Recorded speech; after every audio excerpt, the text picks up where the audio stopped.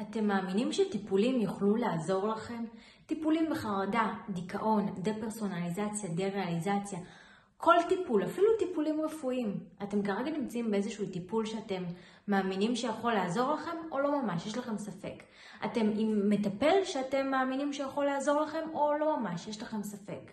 או שאתם בכלל לא הולכים לשום טיפול כי אתם חושבים ששום דבר לא יכול לעזור לכם. יש לזה השפעה מאוד מאוד גדולה על התוצאות ועל הצלחת הטיפול. בואו נעשה פתיח קצר ונתחיל.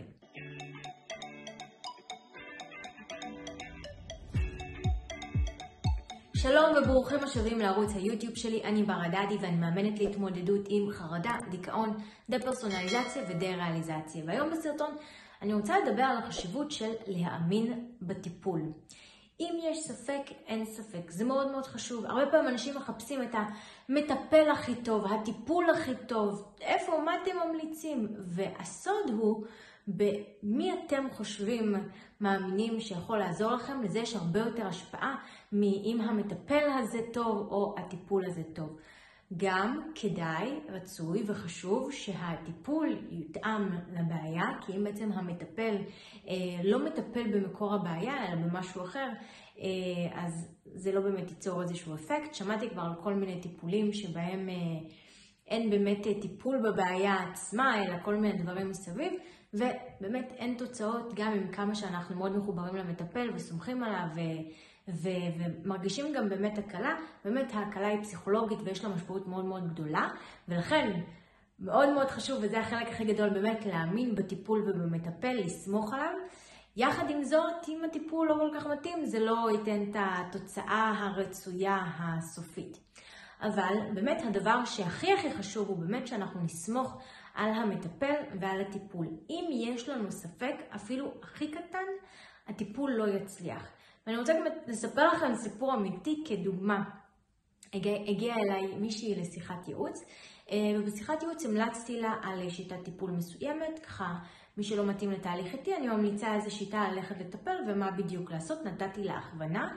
והיא חזרה אליי ממש אחרי איזה חודש-חודשיים, יותר לכיוון החודשיים, חזרה אליי ואמרה לי, תראי, הלכתי, ניסיתי את הטיפול שאמרת לי, מצאתי מטפלת, בדיוק שמטפלת בשיטה הזאת, ניסיתי את הטיפול וזה לא עזר לי. וככה רציתי להבין למה זה לא עזר לה, ושאלתי אותה, אז היא אמרה לי, תראי, המטפלת הזאת לא הייתה מקצועית, אני מההתחלה הרגשתי את זה שהיא לא מקצועית, היא לא מספיק טובה. וככה יצא שהיא גם שיתפה אותי מי המטפלת הזו שהיא הלכה אליה.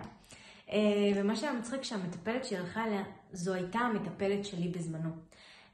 היא הגיעה אל המטפלת שהייתה המטפלת שלי במקרה, שאותה מטפלת גם בשיטת הטיפול שהמלצתי לה ללכת לעשות, ובעיניה היא לא שמחה על המטפלת הזו, היא הרגישה חוסר אמון, חוסר מקצועיות, מבחינתה היא לא הייתה מספיק טובה, ולכן הספק הזה גם גרם לכך שבאמת הטיפול הזה לא יצליח. ותראו כמה זה חשוב באיך אנחנו מרגישים, ואין פה נכון לא נכון.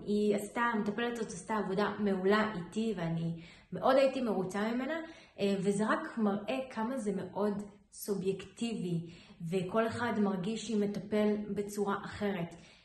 ואין מטפלים לא טובים, למרות שאני בטוחה שיש גם כאלה שהם שרלטנים, יצא לי לשמוע על כמה, אבל אני חושבת שבסופו של דבר אין מטפלים לא טובים, בגדול, יש פשוט, או שיטות טיפול לא טובות, אלא בסופו של דבר זה אנחנו שלא מתחברים למטפל הספציפי הזה, או לשיטה הספציפית הזאת, ולכן מאוד חשוב, חוץ מלמצוא את שיטת הטיפול המתאימה שבעצם מטפלת במקור הבעיה. זאת אומרת, אם אנחנו הולכים לשיטת טיפול שמטפלת בעיה אחרת, אנחנו כנראה לא נראה תוצאות בבעיה שיש לנו. החוץ מזה, מאוד מאוד חשוב ללכת למטפל שאתם מתחברים אליו, ובעצם להאמין, לסמוך על הטיפול, בעצם להאמין שהטיפול הזה יכול לעזור לכם, מכיוון שבמידה ויש לכם ספק, הטיפול לא יצליח. מעבר לזה, אנחנו רואים את זה במחקרים, אפילו על בעיות רפואיות, ברגע שהמטופלים מאמינים שהטיפול שהם לוקחים עוזר להם ויפתור להם את הבעיה, באופן פסיכולוגי הם פשוט נרפאים מהבעיה הזאת. לדוגמה, פלסיבו. מה זה פלסיבו? זה שלדוגמה רוצים עכשיו לחקור תרופה חדשה, רוצים לראות את ההשפעה של התרופה, ואז בדרך כלל מחלקים לשתי קבוצות, שלקבוצה אחת נותנים את התרופה האמיתית, ולקבוצה אחרת נותנים כדורי סוכר בדרך כלל, שזה בעצם נותנים כדור שנראה בדיוק כמו התרופה האמיתית, אבל הוא לא מכיל שום חומרים פעילים, בדרך כלל הוא מכיל סוכר או ככה איזשהו חומר שלא יוצר שום השפעה, ונותנים את זה לשתי הקבוצות, ולשתי הקבוצות אומרים ומשכנעים אותם, לכן נתנו את הכדור האמיתי. זה הכדור האמיתי. ואז בעצם עושים מעקב ועוקבים, וברוב המחקרים אנחנו תמיד רואים שהפלסיבו באמת יוצר השפעה. ברגע שאנשים מאמינים שהכדור הזה באמת יכול לטפל בבעיה שלהם, אז באמת זה יוצר השפעה ועוזר להם. וגם בטיפולים נפשיים, ופי כמה וכמה בטיפולים נפשיים, אנחנו קודם כל צריכים לסמוך על המטפל שאנחנו עושים איתו תהליך, מכיוון שאנחנו צריכים ליצור קודם כל סביבה בטוחה.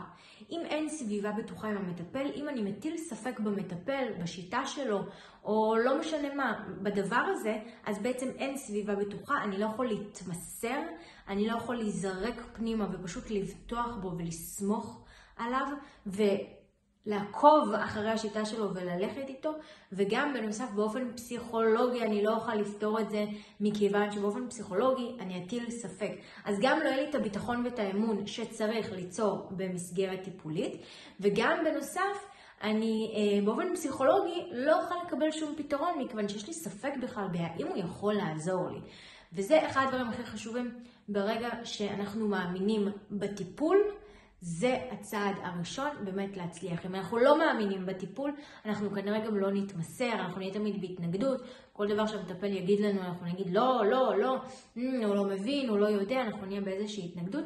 ולכן דבר ראשון, הכי חשוב באמת למצוא מטפל שאתם סומכים עליו ואתם מאמינים בדרך שלו ובשיטה שלו. אם הסרטון הזה עזר לכם, אז תעשו לייק ותשאירו תגובה כדי שזה יגיע לעוד אנשים ויוכל לעזור גם להם. אם עדיין לא לחצתם להירשם כמנוי, לחצו עכשיו להירשם כמנוי, וניפגש בסרטון הבא. ביי!